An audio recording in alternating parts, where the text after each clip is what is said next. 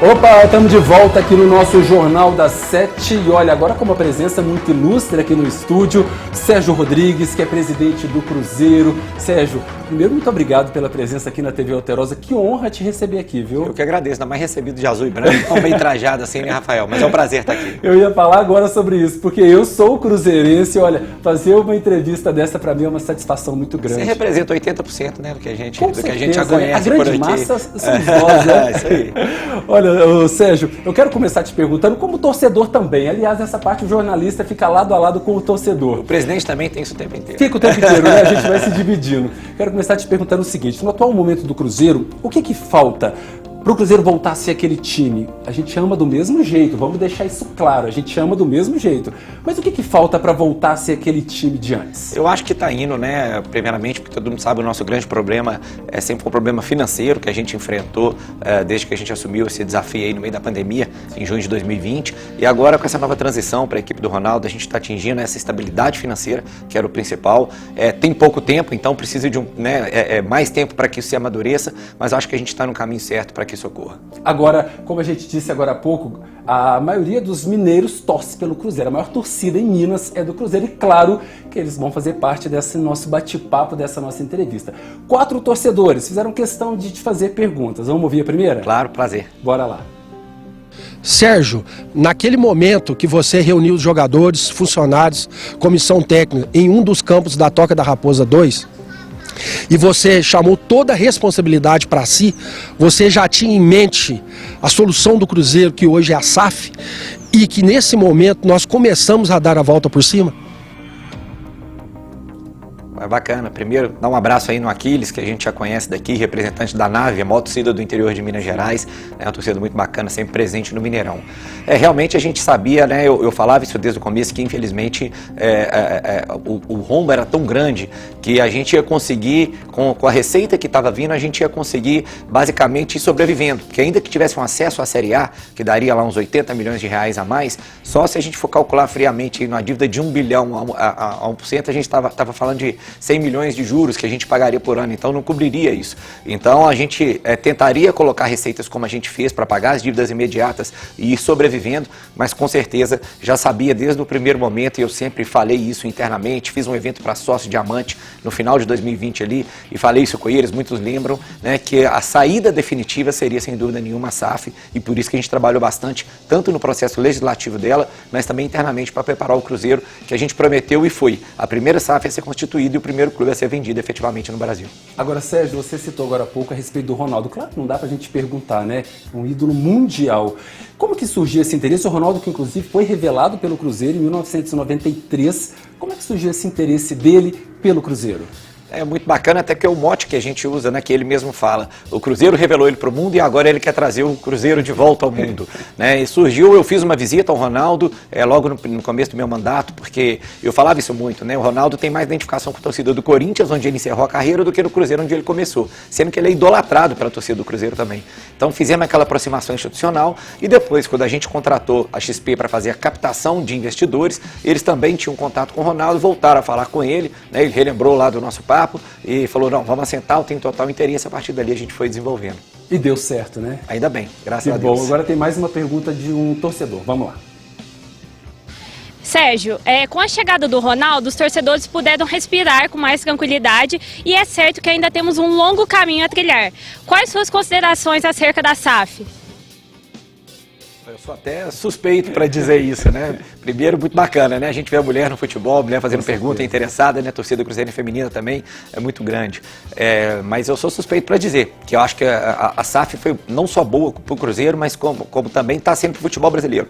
Ela vai estabelecer um novo paradigma aí de governança, de profissionalismo, que era necessário para superar esse momento aí, esses clubes associativos, a palavra que estava me fugindo, que mostraram que é um modelo completamente falido. sentido. O mundo inteiro já faz assim, a gente demorou, na minha opinião, a fazer, mas agora que está caminhando, a gente vê que a maioria dos clubes já está indo para esse caminho e acho que ele é inevitável. Então, tenho certeza que a SAF vai contribuir e muito, não só para o Cruzeiro, mas como para o futebol brasileiro. Ainda existem muitas dúvidas, né, Sérgio? Porque é uma novidade para todo mundo, né? Você vê isso, o torcedor querendo, interessado, saber realmente como que vai funcionar? Demais. Muita gente me aborda e fala, mas você é presidente do Cruzeiro e como é que fica essa questão? Aí a gente explica, não, você criou uma sociedade que explora só o futebol, né? E a Associação Cruzeiro Esporte Clube, da qual eu sou presidente até dezembro de 2023, é sócia dessa sociedade anônima. Então, assim, elas existem os dois ali e, obviamente, tem também alguns institutos aí dentro da SAF, regime de centralização de execução, tributário, regime tributário, algumas coisas assim que geram dúvidas nas pessoas, mas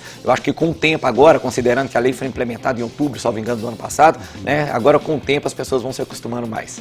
Então vamos ouvir os torcedores aqui, eles têm voz também, assim como o Cruzeiro. Vamos ver o que diz mais o torcedor, vamos lá. Sérgio, sempre que surge uma oportunidade da gente estar perguntando para o senhor, eu queria saber qual que é a política interna que tem sido feita para facilitar a ida dos torcedores do interior aos jogos do Cruzeiro no Mineirão.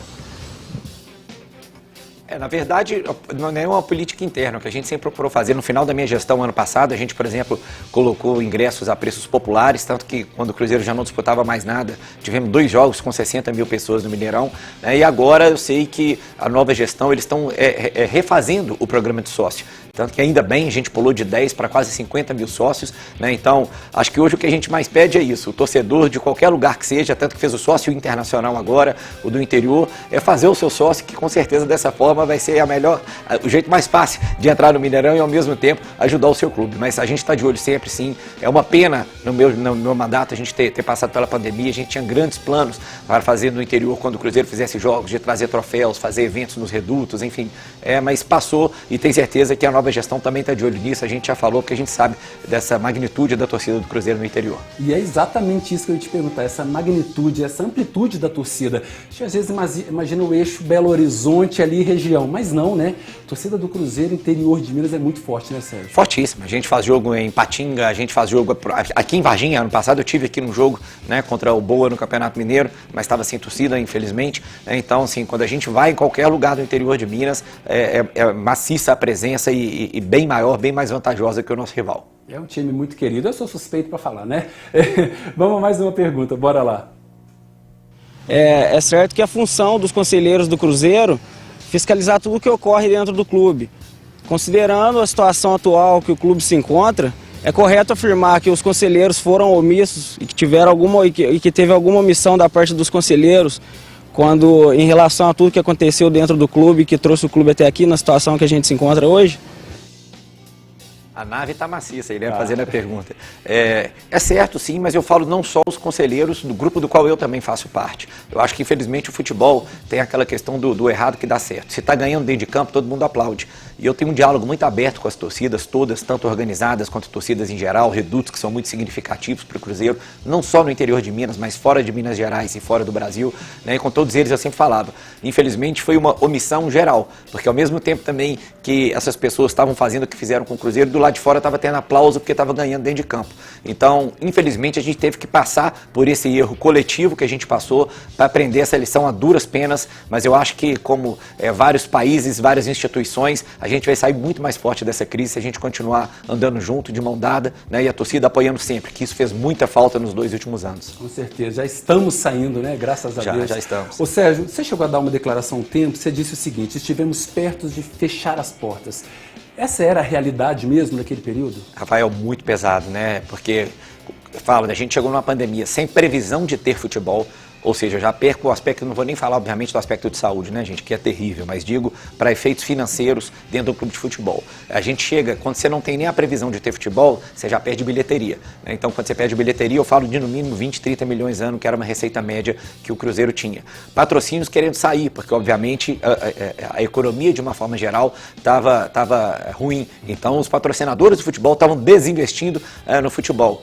Já peguei um time para começar um campeonato com menos 6 pontos. Dívidas de curto prazo altíssimas. Pagamos 40 milhões de dívida FIFA em 3 meses. Então, assim, tinha hora que a gente realmente chegava, batia um desespero. Falava, o que eu vou fazer? Né? Cheguei a passar 35 dias seguidos com conta bloqueada. E é terrível. Como é que você olha para um colaborador sabendo que você está devendo salário? Né? O time também, obviamente, sofre com isso. Todo mundo tem família. Não existe essa ideia de o jogador recebe muito e ele consegue esperar. Não tem nada disso. Todo mundo que recebe, independentemente do tanto que for, conta com seu salário e merece receber, né? Porque esse é um dever do empregador pagar o salário em dia. Então, assim, isso tudo dói demais na gente. E realmente, às vezes, a gente ficava, nossa, não tem de onde tirar recurso, não consigo mais pegar empréstimo, né? Então, a situação foi desesperadora, mas acho que com muita calma, né? Muita sabedoria e paciência, sobretudo, que a gente sempre tem que ter, embora tivemos alguns resultados muito ruins, né? Resultados desportivos não foram da forma como a gente queria, mas no aspecto da gestão, fomos tocando aí para conseguir passar a chave, passar o barco para frente aí agora. Com certeza, Sérgio, a vida é feita de ciclos e um bom recomeço para o Cruzeiro